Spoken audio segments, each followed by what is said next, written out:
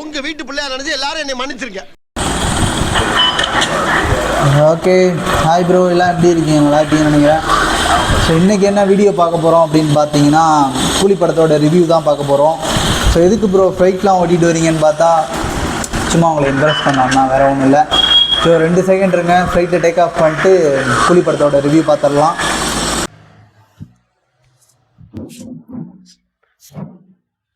Okay, வண்டியை வந்து take off பண்ணிட்டு வந்துட்டேன். ஓகே, ஒரு வழியாக வந்து தலைவரோட ஃபேன்ஸுக்குலாம் தரிசனம் கிடைச்ச மாதிரி கூலி மூவி வந்து ரிலீஸ் ஆகிடுச்சு.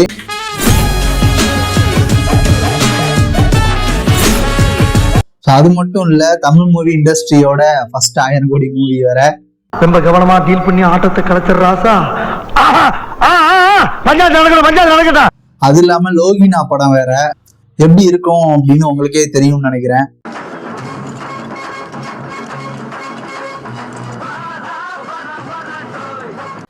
ஏண்டா டேய், எனக்குன்னே வருவீங்களாடா? ஏன்ட்ட சரசம் பண்றக்கே ஓட்டாப்பே உங்களை பெற்றுறாங்களா? இந்த மூவி 1000 கோடி அடிக்குமா இல்லையா அப்படின்றத வந்து ரிவ்யூ பார்த்துட்டு நீங்களே வந்து கமெண்ட் செக்ஷன்ல சொல்லுங்க.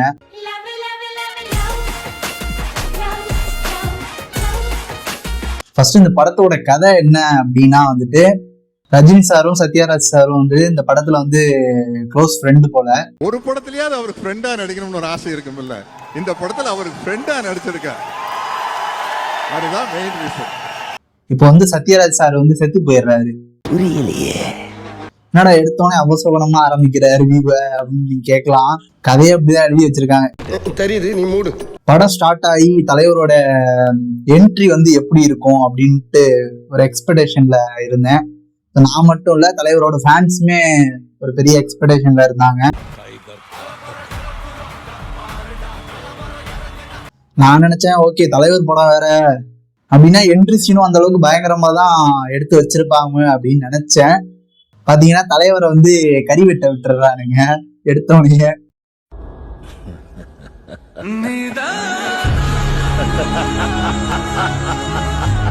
என்னடா அது அப்படின்ட்டு ஒரு மாதிரி ஆகி போச்சு.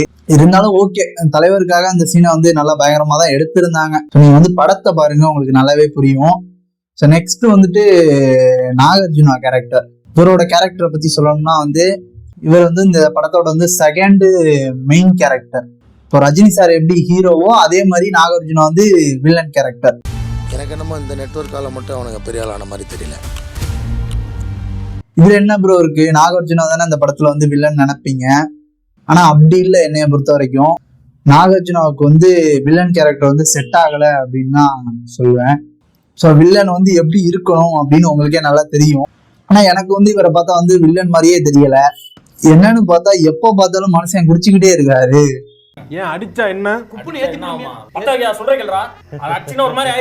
அது மத்தவங்களுக்கு, எனக்கெல்லாம் ஒன்னும் ஆகாது. சரி, நைட்டு தான் குடிக்கிறாருன்னு பார்த்தா பகல்லையும் குடிக்கிறாரு. சரி, பகல்ல தான் குடிக்கிறாருன்னு பார்த்தா நைட்டு பிளாக்ல வாங்கி வச்சு குடிக்கிறாரு. தெரியாதுல்ல என்னை பத்தி. இன்னைக்கு நீங்க பார்க்க போறீங்க. ஓகே, ஆனா ஓரளவுக்கு இவரோட போர்ஷன் வந்து நல்லா தான் பண்ணியிருந்தாரு. என்ன ஒண்ணுன்னா, இவரோட சீனுக்கு வந்து கதை வந்து கரெக்டா எழுதலையா என்ன அப்படின்றது வந்து தெரியல. ஆனா எனக்கு வந்து இவரை விட சௌபியன், மலையாளம் ஆக்டர், உங்களுக்கு எல்லாம் தெரியும்னு நினைக்கிறேன், மஞ்சுமல் பாய்ஸ்ல கூட நடிச்சிருந்தாரு. எனக்கு வந்து இவரை வில்லனா போட்டிருக்கலாமே அப்படின்ற மாதிரி எனக்கு தோணுச்சு. பர்சனலா எனக்கு இந்த படத்துல வந்து ஒரு பிடிச்ச ஒரு கேரக்டர் அப்படின்னா வந்து இந்த சௌபியன், அவரோட கேரக்டர் தான் எனக்கு ரொம்ப பிடிக்கும். இந்த படத்திலே பிடிச்சது. இவரோட ஆக்டிங்லாம் வந்து படத்துல வந்து தாறுமாறா இருந்துச்சு. எனக்கு தேவை அந்த ஒரு குழி. இவர் கொடுத்த போர்ஷன் எல்லாமே இவர் வந்து கரெக்டா யூஸ் பண்ணிக்கிட்டாரு. எனக்கு தெரிஞ்சு இவரை வில்லனா போட்டிருக்கலாமே. ஆல்ரெடி இவர் வில்லன் தான். ஸோ அது எந்த அளவுக்கு வில்லன் அப்படின்றத வந்து நீங்க படத்தை பார்த்து தெரிஞ்சுக்கங்க. ஸோ ஆல்ரெடி படம் பார்த்துருப்பீங்க. ஸோ நானுமே ஃபர்ஸ்ட் நாள் ஃபர்ஸ்ட் ஷோ போயிட்டு வந்துட்டேன். ஸோ மெயின் இவர் வந்து ஒரு வில்லன்னா இவரோட கேரக்டர் வந்து நீங்க படத்துல மெயினா பார்த்து தெரிஞ்சுங்க ஓரளவுக்கு. அப்பதான் வந்து உங்களுக்கு கதை புரியும். ஸோ சௌபியன் யாரு, வந்து நாகார்ஜுனா யாரு அப்படின்றது புரியும். நெக்ஸ்ட் வந்து பூஜா ஹெட். இவங்களை பத்தி நான் சொல்லியே ஆகணும். இவங்க வந்து ஒரு தரமான கேரக்டர் இந்த படத்துல. ஒரே ஒரு மோனிகா சாங்க்கு மட்டும்தான் வராங்க, வேற அவங்களை பத்தி ஒண்ணுமே சொல்லல.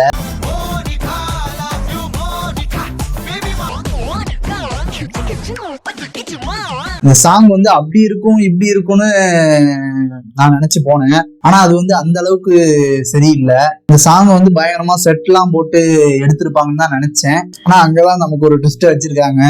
நம்மலாம் வந்து டிவில வந்துட்டு படம் பார்த்துட்டு இருக்கும் போதோ இல்ல சாங் கேட்டுக்கிட்டு இருக்கும் போதோ நடுவுல ஆட் வந்துச்சுன்னா எவ்வளவு கடுப்பாகும். அதே மாதிரி இந்த சாங்கை வந்து நம்ம கேட்டு நம்ம ஒரு வைப்ல போயிட்டு இருப்போம். நடுவுல விளம்பரம் விட்ட மாதிரி ஒரு சீனை கொண்டு வந்து நடுவுல நுழைக்கிறானுங்க.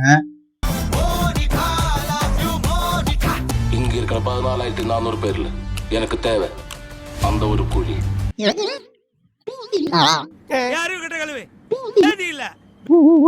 என்னடா இப்படி பண்ணி வச்சிருக்கீங்கன்னு நினைக்கிறதுக்குள்ள பாட்டும் முடிஞ்சு போயிடுது. மற்றபடி சாங்லாம் பயங்கரமா தான் இருந்துச்சு. மியூசிக் டைரக்டர் வந்து அனிருத் வேற, ஸோ சொல்லவே தேவையில்ல. சாங்லாம் வந்து தரமாவே இருந்துச்சு.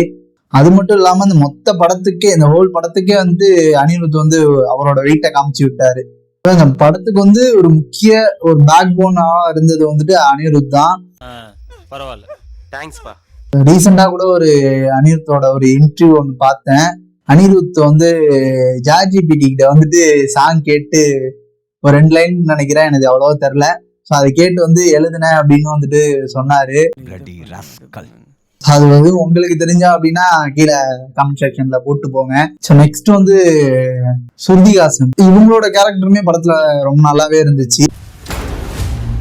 ஸோ என்ன ஒண்ணுன்னா வந்து ஸ்ருதிஹாசனும் ரஜினி சாரும் வந்துட்டு படத்துல வந்து எப்ப பார்த்தாலும் பணம் அரிச்சுக்கிட்டு இருக்காங்க.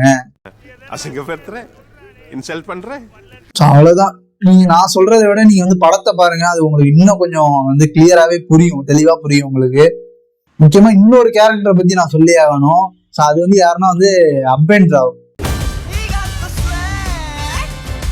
படத்துல வந்து அவ்வளோ வந்து இவர் பேசியே இருக்க மாட்டாரு.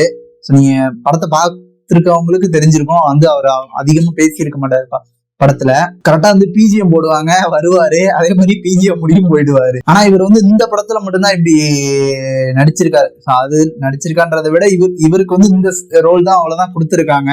ஆனா இவரோட மூவி எல்லாம் வந்து ஆல்ரெடி நான் சூப்பரா தான் இருக்கும், நான் பார்த்திருக்கேன். ஆனா இவரை வந்து இந்த படத்துல வந்துட்டு வெயிட்டா காமிச்ச ஒரு சீன் என்ன அப்படின்னா வந்துட்டு, ஒரு சீன்ல வந்துட்டு இவரோட வந்து ஐய வந்து க்ளோஸ் அப் ஷாட் ரொம்ப க்ளோஸா ஒன்று வச்சிருப்பாங்க. அப்ப அவரோட ஐ வந்து கொஞ்சம் கொஞ்சமா அப்படி இப்படி நகரும். அதெல்லாம் தாறுமாறா இருந்துச்சு.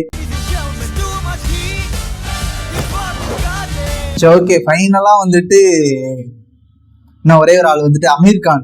இவரை தான் மெயினா வந்து பத்தி சொல்லியே ஆகணும். அமீர் கான் வந்து எதுக்கு இந்த படத்துல நடிச்சாருன்னே தெரியல.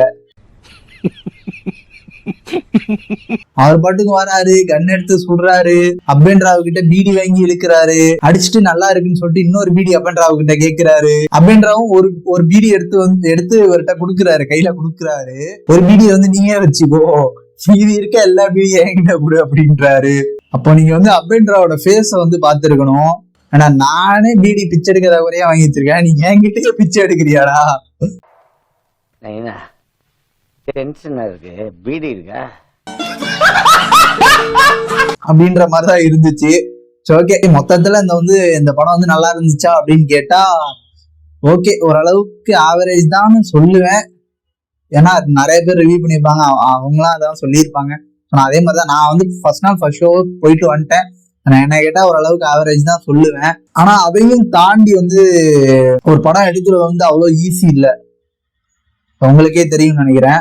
நம்ம வந்து எப்படி வேணாலும் ரிவ்யூ கொடுத்துட்டு போயிடலாம். நானா இருக்கட்டும், இல்ல மற்ற ரிவ்யூவரா இருக்கட்டும், படத்தை பத்தி ரிவ்யூ பண்றவங்களா இருக்கட்டும். ஸோ யார் வேணா எப்படி வேணாலும் ரிவ்யூ கொடுத்துட்டு போய்கிட்டே இருக்கலாம் அவங்க வேலையை பார்த்துக்கிட்டு.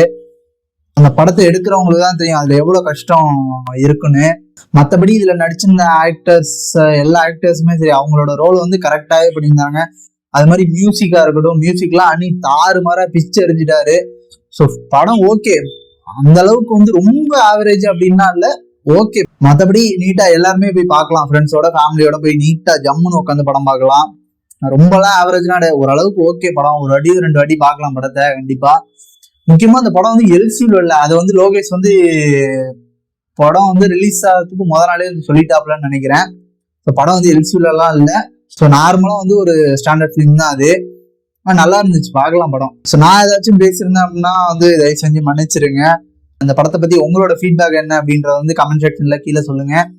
அதே மாதிரி இந்த வீடியோ பிடிச்சிருந்துச்சு அப்படின்னா லைக் பண்ணுங்க, ஷேர் பண்ணுங்க, கமெண்ட் பண்ணுங்க. முக்கியமா சப்ஸ்கிரைப் பண்ணிட்டு பக்கத்துல இருக்க பெல் பட்டனை மட்டும் அமைக்கி வச்சுக்கோங்க. அப்ப அடுத்தடுத்த வீடியோ போகும்போது நீட்டா உங்களுக்கு நோட்டிபிகேஷன் வந்துடும், நீங்க ஜாலியா உட்காந்து பார்க்கலாம். முக்கியமா இன்னொன்னு சொல்லணும் என்னன்னா வந்துட்டு, ஏன் ப்ரோ இத்தனை நாள் ஆயிடுச்சு, ஏன்னா படம் என்னைக்கு ரிலீஸ் ஆனிச்சு, நீ என்ன இன்னைக்கு உட்காந்து ரிவ்யூ போட்டிருக்க அப்படின்னு கேட்காதீங்க. அது கொஞ்சம் ஒர்க் இருந்துச்சு. அது போக இந்த எடிட்டிங்லாம் கொஞ்சம் வேலை இருந்துச்சு. நானே கொஞ்சம் கொஞ்சமா எடிட்டிங்லாம் எனக்கு சுத்தமா தெரியாது. நான் கொஞ்சம் கொஞ்சமா யூடியூப் பார்த்து கத்துக்கிட்டு அதுல இருந்து கொஞ்சம் கொஞ்சமா எடிட் பண்ணி நான் உங்களுக்கு போட்டுக்கிட்டு இருக்கேன் வீடியோ. ஓரளவு கத்துக்கிட்டு அதுக்கப்புறம் இன்னும் கொஞ்சம் ஃபாஸ்டாவே வீடியோ அப்லோட் பண்ண பாக்குறேன். ஸோ இந்த வீடியோ உங்களுக்கு பிடிக்கும்னு நினைக்கிறேன். ஒருவேளை பிடிச்சிருந்தாலும் சரி, பிடிக்கலனாலும் சரி, என்ன இந்த வீடியோல பிடிச்சிச்சு பிடிக்கல அப்படின்னு சொல்லிட்டு அதையுமே கீழே கமெண்ட் செக்ஷன்ல போடுங்க. நான் ஏதாச்சும் இந்த வீடியோ தப்பு பண்ணியிருந்தேன் அப்படின்னா அதையும் கீழே கமெண்ட்ல சொல்லுங்க. நான் வந்து அடுத்த வீடியோல வந்து கரெக்ஷன் பண்ணிக்கிறேன். இந்த மூவியை பத்தி உங்களோட ஃபீட்பேக் அதையுமே போடுங்க. Okay, bye bro. சின்ன சேனலுக்கு எதாக இருந்தாலும் அது கொஞ்சம் ஆதரவு கொடுங்க. உங்கள் பொண்ணான கையை கொண்டு அந்த பெல்லில் தட்டிடுங்க. அவங்களுக்கு சப்ஸ்கிரைபர் 5-10 ஏறுனா அவங்க மனசு சந்தோஷப்படும்.